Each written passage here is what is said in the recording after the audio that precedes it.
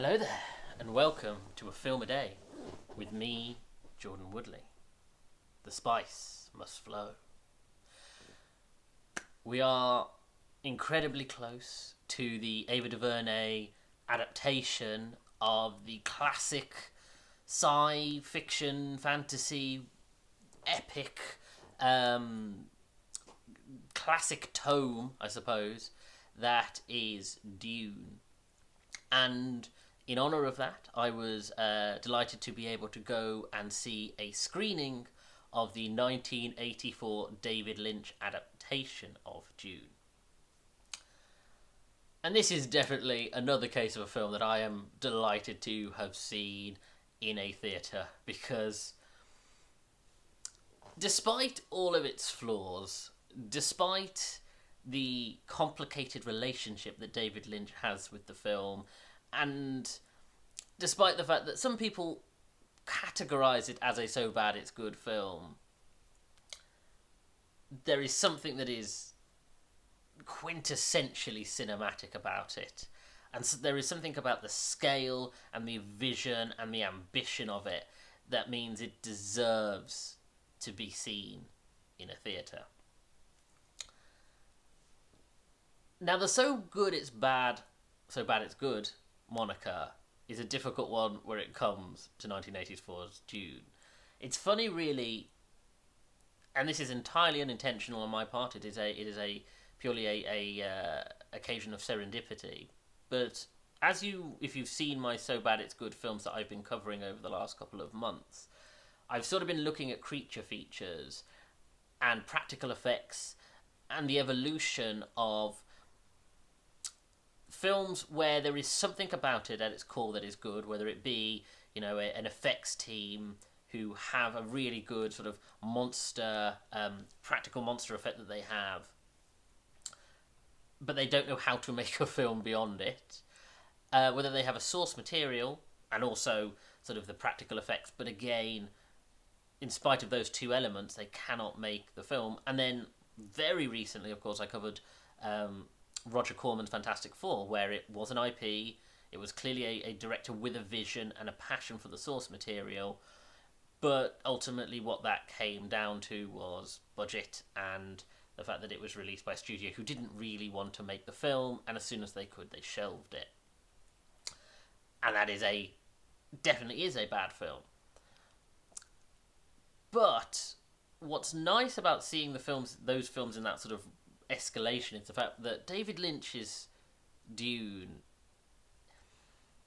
is definitely a film about vision and ambition and scale and the desire to tell a film that I'm sure would have been categorised as unfilmable at that particular juncture, in the same way that they used to say that The Lord of the Rings is unfilmable.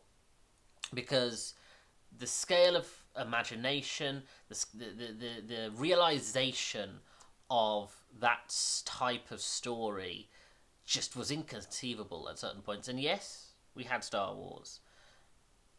But even Star Wars, there is a discipline and a sense of restraint that Star Wars had.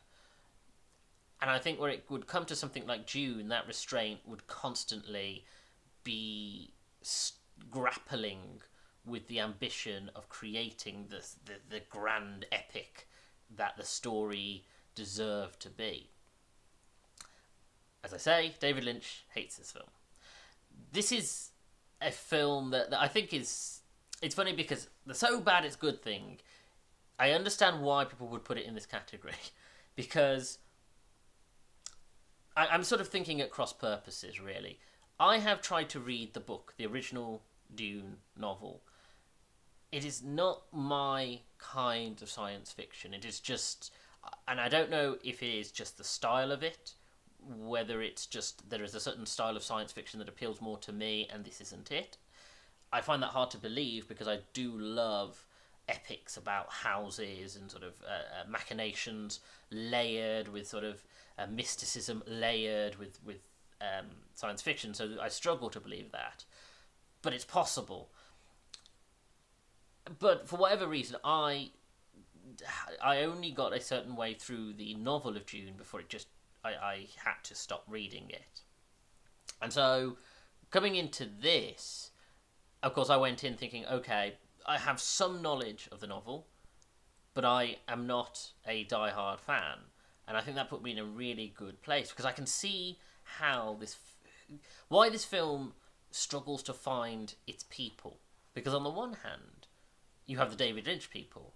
And David Lynch, as I say, hates this film. He had an incredibly bad time working on it.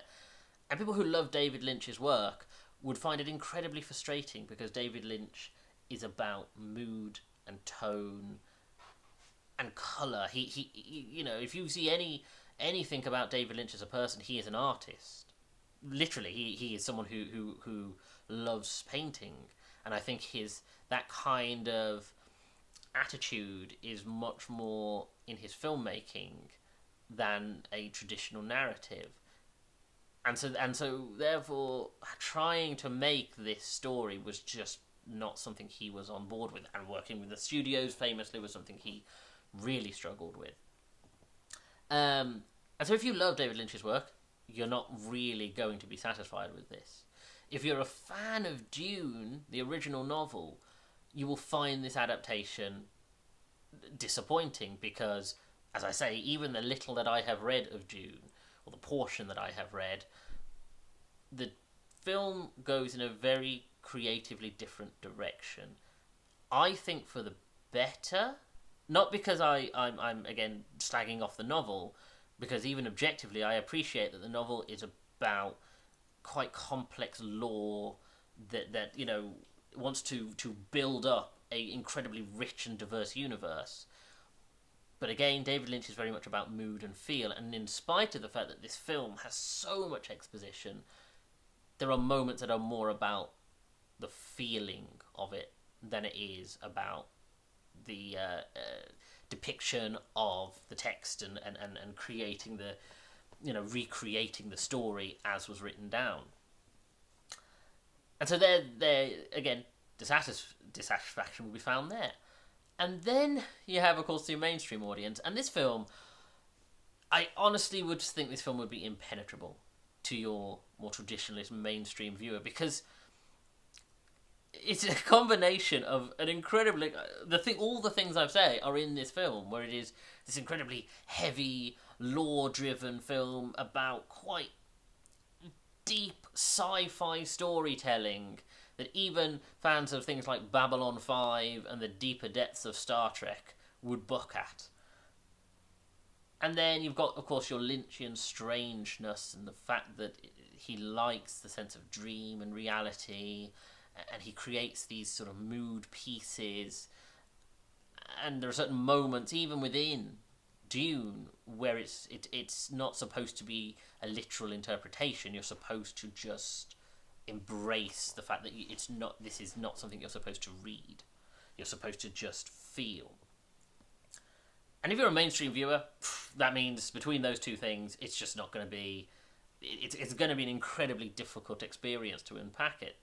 So, in the sort of three-way Venn diagram, it only leaves a very small bracket of people who would love this. And of those people, you're going to get a lot of people who watch it sort of ironically in the so bad it's good way. I don't think it's a so bad it's good film. I genuinely see the artistry behind it. I'm a huge David Lynch stan. I hugely think that, in spite of his frustrations with it, you can see the creative ambition. I mean, frankly, practical effects alone, those worms look incredible. They genuinely, for the time period, even for now, they look astounding. And of course, you have the moment where the worm consumes the refractory, and it's quite horrifying, but also incredibly scaled and you realistic to a degree.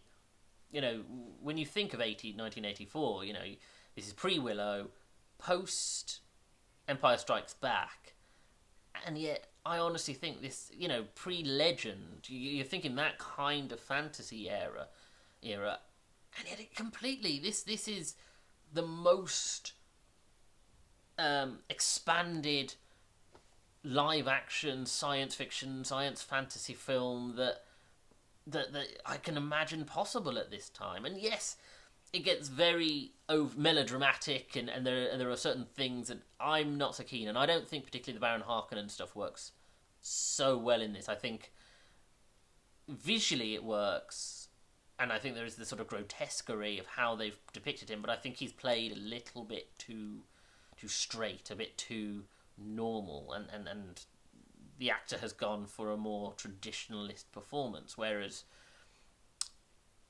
I'm looking forward to it. I think Stellan Skarsgård is going to play him in the Ava DuVernay adaptation, and I'm looking forward to something quite warped and disturbed, because I do think that's the best way to play that type of character.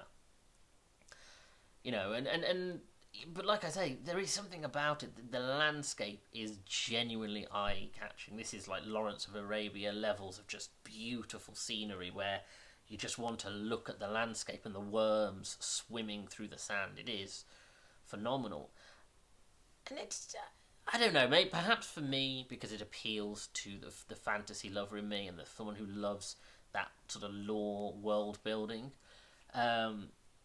I like all of the different types of characters and the machinations and the way the story plays out, and the fact that it's not a traditionalist narrative. It does have your hero's journey to some degree, tied in with sort of the messianic undertones, but the way it plays out is so strange.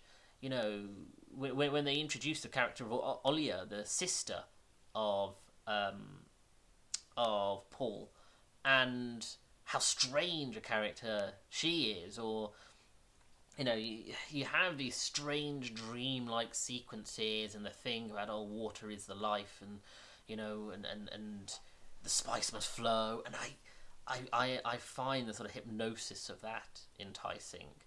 I genuinely loved this. I genuinely think this is great, warts and all. This is not a film that I would say is objectively a success. It is definitively, famously a failure on several levels. But there is something that appeals to me personally. There is something, the strangeness of it, the ambition of it, the world building. I'm delighted to have seen this, and I'm delighted to have seen this in a theatre. This is definitely one of those ones that I'm worried when it comes to the Ava DuVernay adaptation that it will succeed in places where this one did not, but it will not capture the elements that I loved about David Lynch's style. That there will be something a bit more, dare I say, even for Ava DuVernay, mainstream about it. Is it Ava DuVernay or Denis Villeneuve? I've been saying Ava DuVernay this whole time. Mm-hmm. Denis Villeneuve, I apologise, Denis Villeneuve's adaptation. That, you know, of course, Denis Villeneuve creates these beautiful, you know, pictures and world building, but even looking at the trailer, it looks that there is a certain discipline to it that might save it, might mean it's not out of control, but at the same time it won't. I worry that it will play things more mainstream than I would like, and I appreciate in the David Lynch version. Who's to say? It may, you know, it's going to be very much a, you know, a find out when I watch it, basically. But yeah, I'm delighted, and again, David Lynch, which of course is deep in my heart, so I am pleased to be able to see another one. Anyway, thank you for joining me. If you like this video, hit the like button, comment below, and share the video. Subscribe to the channel and hit that bell to get notifications of when new videos are uploaded. Check out my back catalogue of over 250 videos, and follow me on Twitter at Jordan_Woodley, where I tweet about TV shows and films, and I share these videos once they're uploaded to YouTube, either the day of or the day after. Thank you for joining me. Take care.